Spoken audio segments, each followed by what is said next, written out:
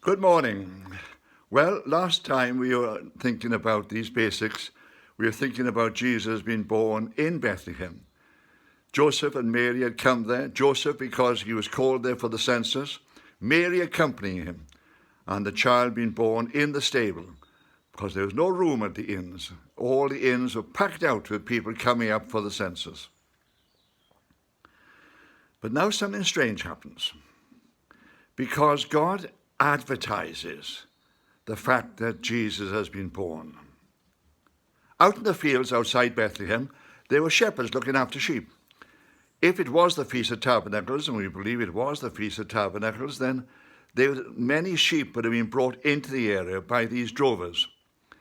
And they would have been looking after them until the markets needed them in Jerusalem, because a vast number of people would be gathering there for this feast as well. And they had been taking them up there for them. So in the night, they were just looking after the sheep. And suddenly, they have this strange vision of an angel who proclaims to them that the longed for Messiah, the Messiah, has in fact been born in Bethlehem, quite close to them. And they see a great number of angels praising God. I don't know what they would have made of it. Probably as whenever people get these type of visions, they felt as if it was some sort of daydream. But they said, well, let's go to Bethlehem and see what we can find. And they went, and yes, they found the child lying in the manger, wrapped in swaddling clothes. They had gone away and praising God and wondering about it. And of course, once they had finished taking the sheep to market, they would return to many parts of Israel, taking these strange stories with them about this strange event and what they had seen and what they had witnessed. They would have told Mary about it, and Mary later on would have told Luke about it, and Luke would have recorded it for us in his gospel. Now, of course, on all our Christmas celebrations, we've always got the shepherds coming, yes, but we also see the kings coming. But let's have a look at this properly and see what actually happened. For you see, if Mary and Joseph had left Bethlehem immediately after the census with this young child, there would have been great danger, because Mary would have had to be breastfeeding this child. And she'd have to travel too far, too fast. Well, the milk could have dried up or something. So God says, no, settle down now in Bethlehem for a while. And they did. Joseph would have probably carried on his work as carpenter, handyman in that place. There's always a need for such men. Mary, well, she would have moved out of the stable into a house once all the crowds had gone, and she'd been there bringing up the child. There are many paintings depicting Elizabeth. Well, of course, John the Baptist was just 6 months old, just a few miles away.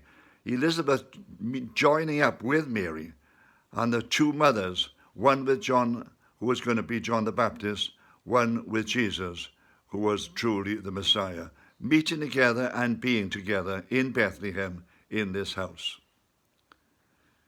But God was not finished with the advertising, because in a distant place in Iraq, as we know it today, in Babylon, as they would have known it in that day, there were Magi. Now, Magi were a priestly caste in Babylon.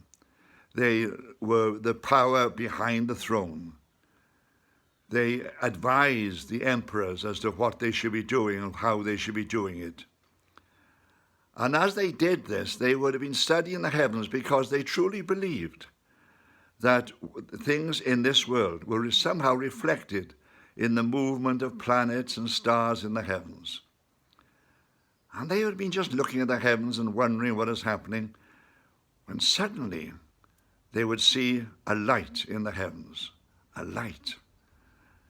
No, if this was a comet, they could think, well, perhaps there's going to be some great disaster. If there's something else, well, they'd have thought there was something else going to happen. But they see this light in the heavens, and they wonder about it. What does this mean? What does it foretell? What is it trying to show us? See, God was using this very sign to advertise the birth of his son. I don't know exactly what happened, because there's no record of it. But these Magi would have looked through their books and tried to find out, what is this all about? And I'm sure they'd have gone back to Daniel in the past, this strange chief Magi, because he had been the chief of the Magi in Babylon when he'd been there in exile. And he had written about the coming of the Messiah, the coming of the King, the one who would be born king. And they suddenly realized this great event had taken place in the land of Israel.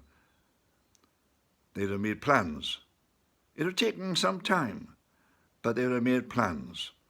And finally they set out from where they were living in Iraq to travel down to Israel to see if this was true, to see if it had happened. They'd have discussed it and talked about it to see who would be going. Oh, by the way, it wasn't 3 old men on camels. This would have been a Magi caravan with servants and everybody else going with them. There were 3 gifts. We have no real idea how many of the Magi traveled, but they brought 3 great gifts. One which would represent kingship, which was gold. One which would represent the worship of God, which was incense. And one which would talk about his suffering, the great gift of myrrh. We'll talk about this again tomorrow. Amen.